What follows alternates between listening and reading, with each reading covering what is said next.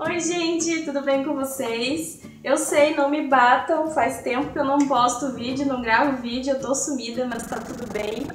E hoje eu vim passear aqui na casa da minha amiga, que pra quem não conhece é a Daisy Limas, que também é youtuber. Se apresente, Daisy. Então, gente, tenho a Elisa, uma bebê de 2 anos e 4 meses, que inclusive tá aqui, né? Então vocês vão ver ela aqui em algum momento. E a gente se conheceu na época que a gente era tentante, né, amiga? Isso, no grupo de tentantes. 2013. Por aí. E imagina, né? A Stephanie tinha medo de não poder ter filho. Tinha. Estamos aqui, ó. No terceiro. Ai, que demais. E hoje eu aproveitei que a gente se juntou aqui, eu vim visitar ela e a Elisa. E a gente gravou um vídeo pro canal dela que ficou bem legal também, tipo, cesárea versus parto normal. E pro meu canal aqui pra vocês, eu pensei em a gente fazer um bate-papo contando pra vocês as diferenças, tipo, antes e depois da maternidade. A gente pode falar um pouquinho dos aspectos físicos e também, né, principalmente a diferença, eu acredito, do nosso comportamento e da nossa visão mesmo, do que mudou antes da gente ter filho e depois de ter filho. Eu acho, assim, que é uma mudança tão profunda que às vezes é difícil até de expressar, né? Mas, assim, toda a nossa impressão sobre crianças... Hoje, a gente até tava falando, quando a gente vê uma criança dando birra, a gente tem vontade de pegar a mãe, dar um abraço, né? A gente não tem mais aquela coisa, criança mal educada. É. E assim... Meu filho não vai fazer isso. Eu adoro quando alguém fala, quando for o meu, aí fala uma coisa assim que... Eu vai vendo, vai vendo. Isso, tu vai entender, né? Tu vai entender. E eu acho que assim, questão física, né? Pra maioria de nós, meros mortais, é difícil voltar ao corpo. Pra mim foi super difícil. E claro, tem mulher que tem facilidade, né? Mas é uma coisa tantos aspectos, né? Conta uns pra gente. Eu acho que também essa questão das mudanças físicas meio que ficam em segundo plano, segundo, terceiro, quarto. E eu lembro que depois do que o Theo nasceu, eu fiquei meio estranhando realmente, né, as diferenças, tipo, porque o peito cresce muito por causa da amamentação, e aí conforme vai diminuindo a amamentação, o peito vai só a ladeira abaixo. E né? E tem a questão das estrias que aparecem também, a barriga que não... Eu já sempre fui gordinha, né? Eu sempre tive barriga, mas fica meio flácida, fica um negócio esquisito. Mas uma coisa que eu acho legal comentar foi, então, quando eu comecei a estranhar essas diferenças, eu lembro que eu comentei com o Marcos, né? E aí ele falou assim, amor, eu nunca esqueci o que ele falou, ele disse assim, amor, agora tu tem corpo de mãe, agora tu não tem mais o corpo de antes, agora tu tem corpo de mãe, é o teu corpo. E quando eu escutei ele falar aquilo, meio que eu relaxei e falei, eu aceitei. E eu falei, agora o meu corpo é assim.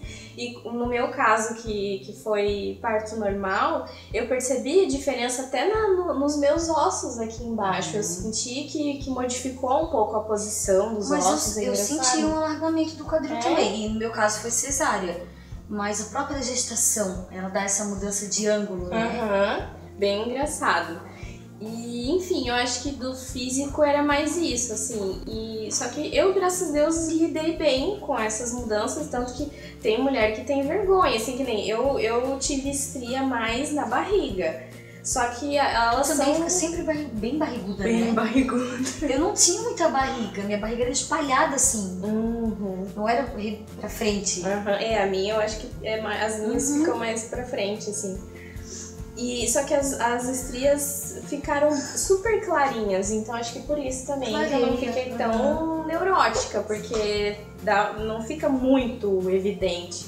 Mas eu levo de boa. Estria eu sou bem tranquila também, eu tive no peito, mas clareou, pra mim sumiu. Clareou, sumiu. Mas a gente também tem que cuidar porque o mundo anda num ritmo assim desenfreado, né? Da busca pela perfeição, dessa maternidade que a gente sai sei lá, Karina Bach, né? Um bebê de 30 dias, assim, aquela barriga negativa. Chapada. Gente, não é a nossa realidade, não, né? Não. E assim, claro, uma outra realidade, uma genética melhor, né? Uma condição melhor. E assim, eu acho que a maternidade, ela dá um upgrade, assim, pra gente de vida, assim. Às vezes eu digo, né, quando tem uma amiga que já vai ganhar, eu falo, nossa, tu vai descobrir a tua melhor versão. Tu vai descobrir que um lenço umedecido resolve tudo, que teu beijo cura e que, assim, tu vai saber o que fazer. Tem momentos que a gente fica um pouco insegura e perdida, isso também faz parte. A gente sente, assim, um divisor de águas, né? Sente. Quando a gente lembra de quem nós éramos. Eu jurava que trabalhava muito. Gente. Ai, eu trabalho muito. Gente. Oi. Mamãe já vai, tá, filha? E às vezes eu lembro assim, eu pensava, o que eu fazia com o meu tempo, com tanto tempo? Justamente, eu penso a mesma coisa também. Eu às vezes, quando tento lembrar como que era a minha vida antes de ter filho, eu praticamente não lembro mais também qual que era a sensação. Mas eu sei que a gente sempre achava que não tinha tempo, né, pra nada. E no fim, cara, quanto tempo ele sobe aqui? Descobrimos uma nova dimensão cronológica. Exatamente. A questão da visão das coisas, né? Como tu falou do exemplo da birra, né? Coisas que a gente pensava sem ter filhos e como que a gente enxerga agora. Quando a gente vê alguém que não tem filho, a gente pensa de nada inocente. Isso! Ó, esse aqui é minha Elisa, meu docinho de coco, branquinho igual os bebezinhos da Stephanie. Vamos ficar aqui? Vai falar oi pro pessoal? Não. Ai não, gente, não sou obrigada a nada. Não sou obrigada, adoro essa.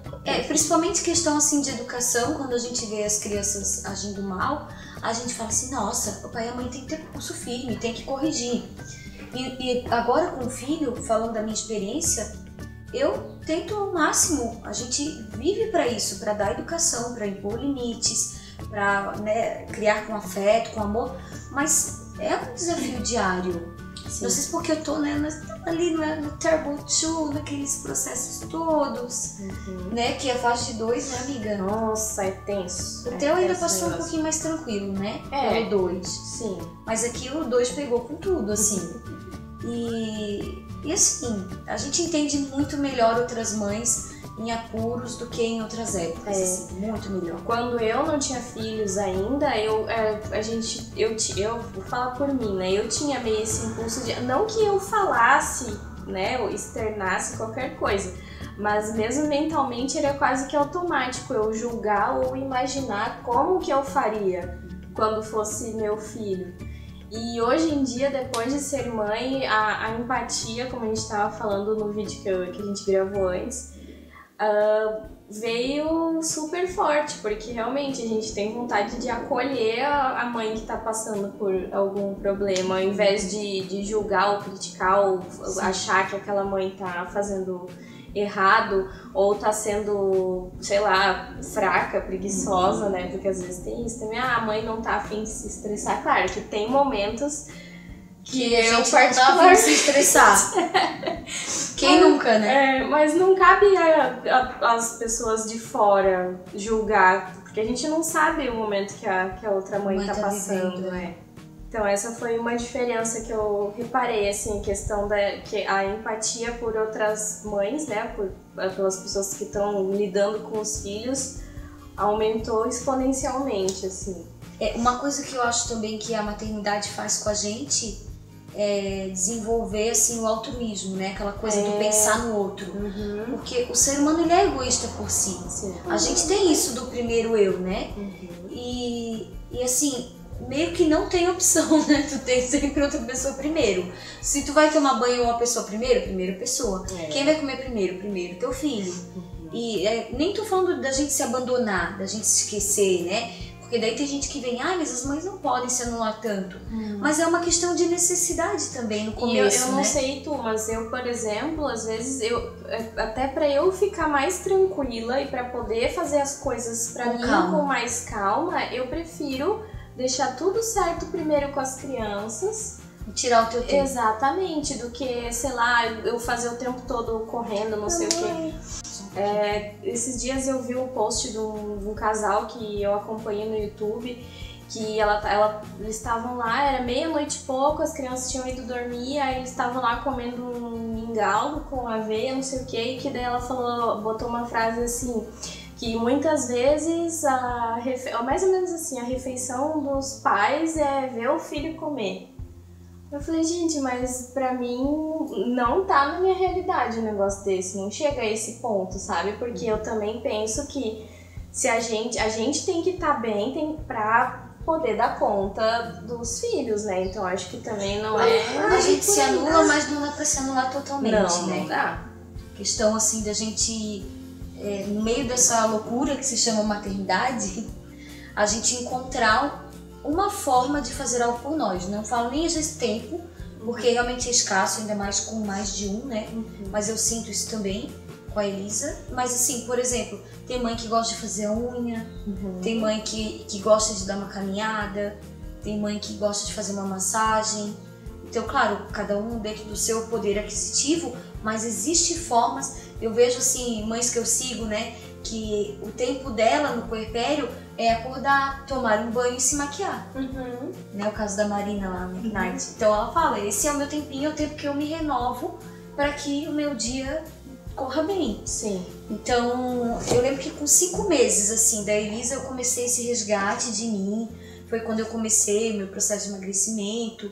E eu consegui concluir com 1 ano dela. Mas olha quanto tempo levou. Porque foi uma coisa que era tão pouquinho tempo que eu tinha para dedicar a isso, que demorou. Mas a gente vai resgatando. Agora, com ela bem maior, eu sinto, assim, que eu já recuperei bastante, assim, do meu eu. Mas eu nunca mais vou ser aquela pessoa.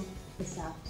É como se eu tivesse, como eu falo, subir um degrau na vida, assim, de maturidade, de tudo, assim. Casamento, assim, fica mais consolidado. Fica. Passado a adaptação, né? Porque tem isso. Também o casamento não se fortalece com a chegada do filho diretamente. Sim. Se fortalece com o companheirismo, isso, né? Depende de como que o casal vai levar ali a situação. Porque se a gente se une mesmo, vira um time ali pra cuidar da família, aí o negócio dá certo. E uma coisa que eu não era favorável, assim, não é deliberado aqui em casa, mas tipo, eletrônico TV, eu achava assim, meu, pra quê? Flávia Kalina começou a falar disso, eu achava assim, maravilhosa Flávia Kalina, dizer, bebê, não precisa de eletrônico, perfeito, é isso que eu quero. Aí quando eu me vi assim, eu preciso só tomar um banho, não tem opção. Uma coisa que a minha mãe falou, eu não lembro disso, mas a minha mãe comentou comigo esses tempos que eu cheguei a comentar com ela que eu nunca ia bater nos filhos.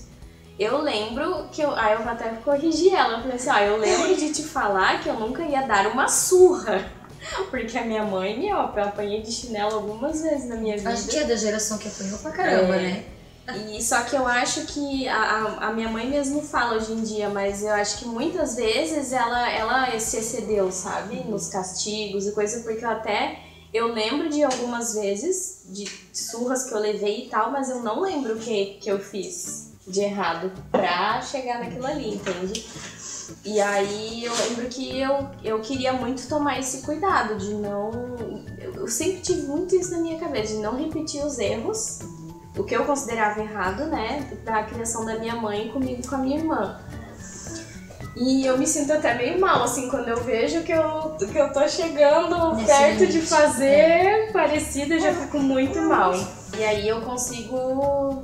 Opa, peraí, volta, tu não queria fazer isso, então...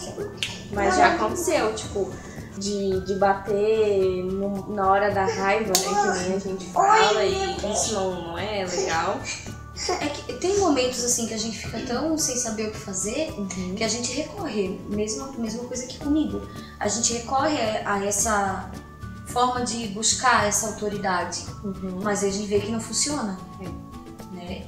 E de certa forma, né, claro, não é legal porque a gente está assumindo isso aqui, mas a gente sabe que é uma coisa que está ensinando uma atitude errada. Sim. Porque a gente não quer ter filhos agressivos, mas é uma busca diária pelo ideal, né? Uhum. É aquele clichê, né? Que a gente erra tentando acertar sempre, né? Na maternidade.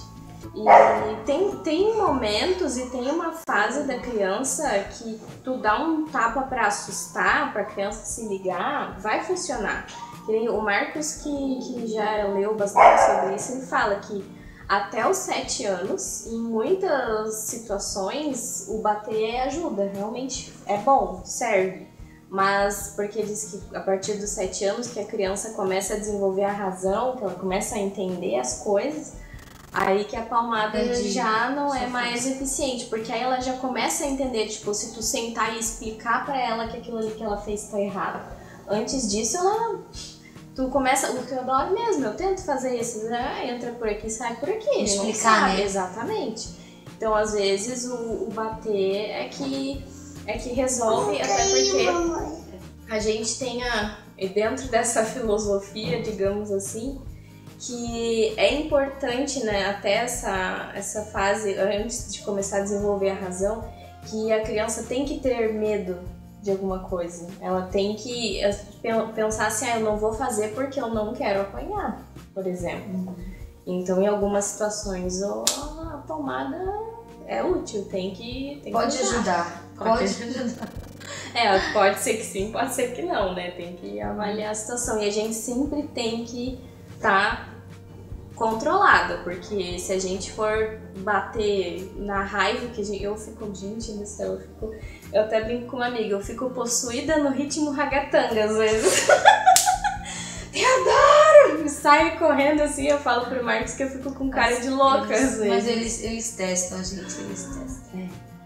É uma coisa muito gratificante, assim, mas bastante desafiadora, muitas vezes. Bastante desafiadora. E a gente nunca vai atender as expectativas das pessoas, né? Nunca. Então a gente tem que se basear por aquilo que a gente entende que é o que tem que ser feito. E por isso que eu acho que às vezes as críticas, né, as críticas gratuitas, né, quando a pessoa não pediu ajuda, não pediu conselho, eu acho que é muito destrutivo, porque eu sou assim, pelo menos. Tipo assim, eu fico martelando aquilo, sabe? Por mais que seja uma coisa que eu não concordo, que eu sei que eu não vou mudar, aquilo ali fica, pô, mas que chato, aquela pessoa falou isso. Nessa questão da crítica, eu acho que tem a ver também, é mais uma coisa que a gente tem que se superar. Porque daí a gente tem um ponto fraco, que é o nosso filho. Então, assim, sempre alguém tá dando uma opinião, tá falando algo, tá criticando. Às vezes são comentários que tu não perguntou, que tu sabe que é. Né? No meu caso, assim, de ter uma criança mais agitada. Então, assim, todo lugar que eu tô, eu tenho que escutar alguém falando isso. Então, também desenvolve a tua capacidade de tolerar. Não tem como não amadurecer na maternidade, né? Tu tem, como tu falou, às vezes tu remói aquilo que a pessoa te falou, mas aos poucos tu vai aprendendo a lidar, porque senão tu fica muito vulnerável a isso, né? Eu fico remoendo também no sentido de... às vezes eu tô segura daquilo que eu tô fazendo, mas aí vem a pessoa e dá aquela ideia inocente ou aquela criticazinha e tu fica, pô, será que eu tô fazendo certo? Será que, né? E fica ali, será? E mina um pouco a confiança, né? Nesse sentido que eu falo. Então, eu acho que era isso que eu tinha pra falar hoje. Não sei se tu tem mais alguma coisa que tu... Não, é isso. É isso aí. Então, pessoal, é isso. Espero que vocês tenham gostado desse vídeo e a gente se vê no próximo. Tchau!